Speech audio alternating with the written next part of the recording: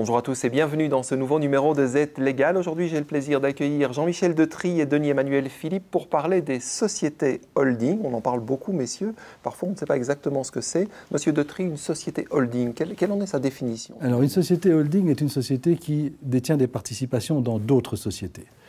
Alors, fondamentalement, ça permet d'assurer la cohérence de la gestion d'un groupe lorsque l'on a affaire à un actionnariat qui est diversifié, qui a des intérêts différents et des profils différents.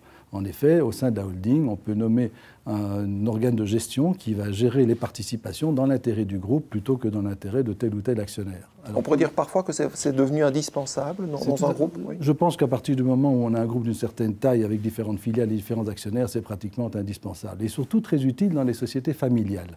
Parce que quand l'actionnariat se dilue au niveau des différentes branches d'une famille, la constitution d'une société holding permet d'assurer la pérennité de l'entreprise, la cohérence de la gestion et surtout des arrangements successoraux avec les actions de la société holding. Donc, ça permet de bien gérer les filiales, ça permet aussi de bien gérer leur financement.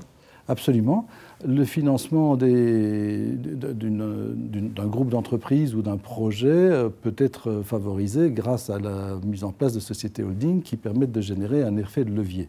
En effet, si on veut garder les choses très simples, on a un actionnaire qui détient 51% d'une société holding. Si cette société holding constitue une sous-holding dont elle détient elle-même 51%, le reste pouvant être placé en bourse par hypothèse, l'actionnaire ultime, en réalité, contrôle la totalité de la structure alors qu'il ne détient que 26% de ça. D'accord. Monsieur Philippe, c'est intéressant aussi d'un point de vue fiscal. En général, c'est ce qu'on dit. Le régime fiscal belge des holdings est particulièrement compétitif. C'est d'ailleurs ainsi que de nombreux groupes internationaux ont implanté une société holding en Belgique. Alors c'est toujours intéressant malgré les différentes réformes fiscales dont on est victime à certains égards depuis 2012. Alors c'est vrai que certaines mesures fiscales qui ont été adoptées en 2012 et en 2013 ont rendu le régime fiscal des holdings belges un peu moins avantageux.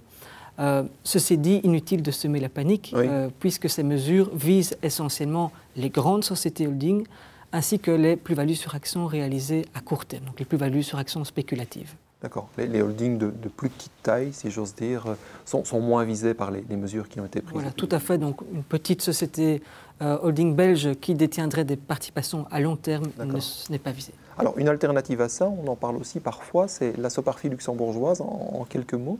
Le régime fiscal de la SOPARFI est très compétitif. Donc, le régime de la SOPARFI renvoie en réalité au privilège mère filiale luxembourgeois qui prévoit une exonération intégrale des dividendes et des plus-values sur actions à certaines conditions.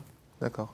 Mais j'imagine que pour mettre ça en place, il y a un certain nombre de règles à respecter. On ne fait pas ça n'importe comment. Non, absolument. Quand on veut créer une société à l'étranger, que ce soit Luxembourg ou ailleurs, il y a des règles particulières qu'il faut respecter.